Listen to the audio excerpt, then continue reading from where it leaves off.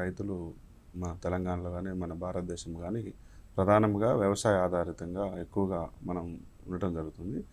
దాంట్లో ఈ వ్యవసాయంలో పాడి సంపద అనేది ముఖ్యమైనది.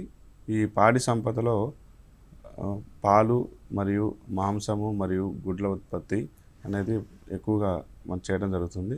ఇందులో మన తెలంగాణ కూడా సుమారుగా 5.5% వరకు మనకి ఈ పశు సంపదలో దేశం మొత్తంలో చూసినట్లయితే 5.5% వరకు ఆక్రమించి ఉంది. అంటే ఎక్కువగా మన దగ్గర ప్రతి సంవత్సరం కూడా ఈ పశు సంపద అనేది పెరగడం జరుగుతుంది.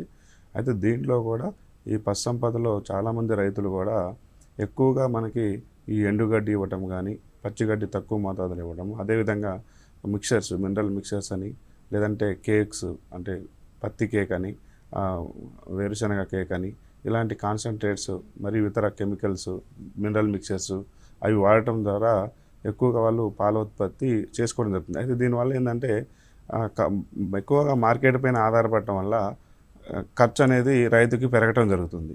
ఈ ఖర్చుని తగ్గించుకోవడానికి రైతుకి ప్రత్యామ్నాయం ఏంటంటే పచ్చిగడ్డి సాగు చేసుకోవడం అనేది చాలా ఇంపార్టెంట్.